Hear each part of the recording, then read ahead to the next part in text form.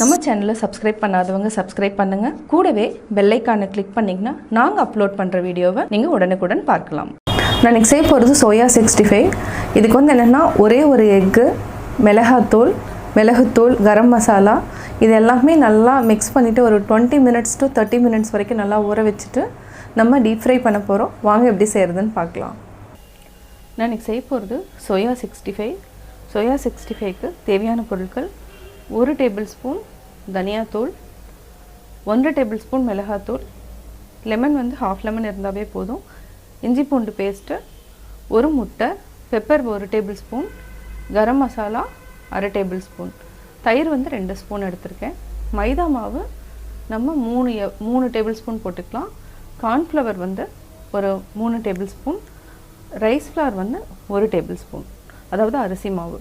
இப்போ எப்படி செய்கிறதுன்னு பார்க்கலாம். ஃபஸ்ட்டு வந்து நான் சோயா வந்து ஒரு ½ an hour வந்து ஹாட் வாட்டரில் சோக் பண்ணி இப்போ நல்லா ட்ரை பண்ணி எடுத்து வச்சுருக்கேன்.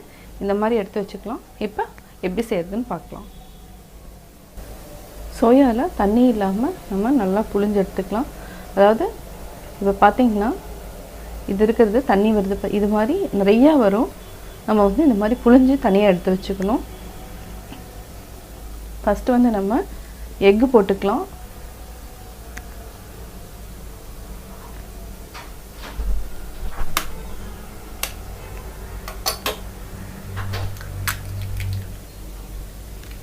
இதை வந்து நல்லா உடைச்சி விடணும். அடுத்தது இதை நல்லா மிக்ஸ் பண்ணிக்கோங்க. தண்ணி வந்து நம்ம பார்த்துட்டு ஆட் பண்ணிக்கலாம்.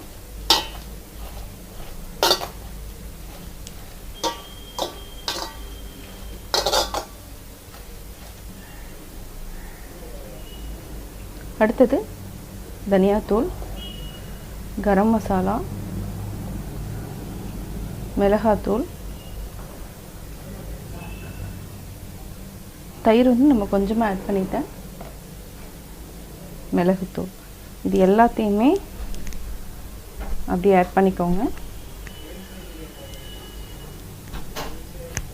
இதை வந்து கையை வச்சுட்டு நல்லா மிக்ஸ் பண்ணி விடுங்க.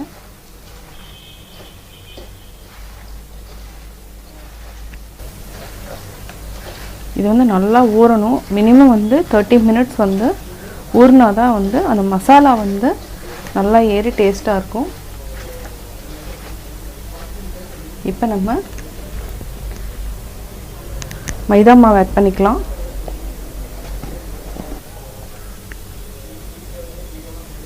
மைதா மாவு 1, 2, 3 டேபிள்ஸ்பூன். இது வந்து கார்ன்ஃப்ளவர் 1, 2, 3. இது வந்து நல்லா கிறிஸ்பியாக வர்றதுக்காக நான் இதை ஆட் பண்ணியிருக்கேன். அரிசி மாவு வந்து ஒரே 1 டேபிள்ஸ்பூன் இருந்தாவே போதும். இது வந்து நல்லா கோட்டிங் கொடுக்கறதுக்காக, அதாவது இப்போ அந்த எக்கு எல்லாமே போட்டது இது ஃபுல்லாக உறிஞ்சிடும். அதே மாதிரி அரிசி மாவு போடுறதுனால என்னென்னா எண்ணெய் ரொம்ப இழுக்காது.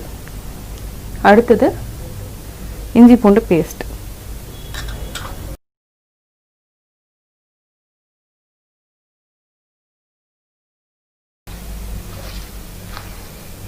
இதை வந்து நல்லா பிசைஞ்சு விடணும்.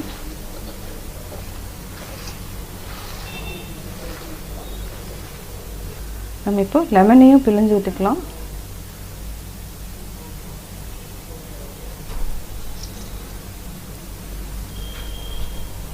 நல்லா பிசைஞ்சு வச்சுட்டேன். இதை வந்து நம்ம 30 minutes வந்து நல்லா உருட்டும். அதுக்கப்புறம் நம்ம டீப் ஃப்ரை பண்ணிக்கலாம். ஒரு கடாய் வச்சுட்டோம். கடாயில் நான் எண்ணெய் ஊற்றிருக்கேன். அதிகமாக ஊற்றல, கொஞ்சமாக ஊற்றிருக்கேன். எண்ணெய் காஞ்சிருச்சுன்னா நம்ம ஃப்ரை பண்ணிக்கலாம். எண்ணெய் காஞ்சிருச்சு.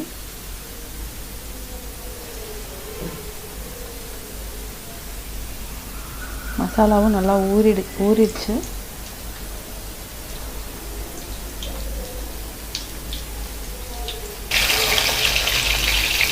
சிம்மில் வச்சுக்கோங்க.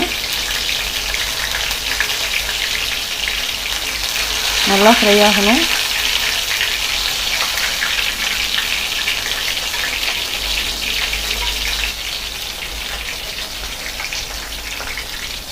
நம்ம தயிரும் போட்டுக்கிறதுனால இந்த மாதிரி ஆகுது.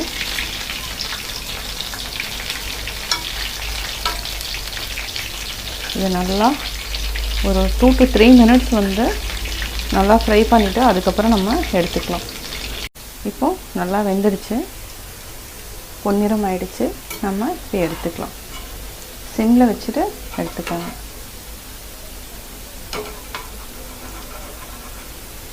இது வந்து ஒரு பிளேட்டில் நீங்கள் டிஷ்யூ பேப்பர் எடுத்துகிட்டு அது மேலே போட்டுக்கோங்க. ஏன்னா ஆயில் எல்லாமே அப்சர்வ் பண்ணிக்கும். இதே மாதிரியே நம்ம எல்லாத்தையுமே போட்டு எடுத்துக்கலாம்.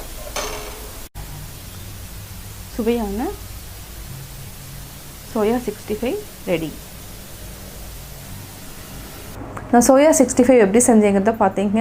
கட்டாயம் உங்களுக்கு பிடிச்சிருக்கும். இது வந்து என்னென்னா வெஜிடேரியன் வந்து எடுக்கணுன்னா நீங்கள் எக்கு ஆட் பண்ண வேண்டாம், மீதி இருக்கிற மசாலா ஆட் பண்ணிக்கலாம். நீங்களும் வீட்டில் ட்ரை பண்ணி பார்த்துட்டு உங்களுடைய கமெண்ட்ஸ் எனக்கு சொல்லுங்கள். பிடிச்சிருந்தால் லைக் பண்ணுங்கள். மறக்காமல் எங்கள் சேனலை சப்ஸ்கிரைப் பண்ணுங்கள்.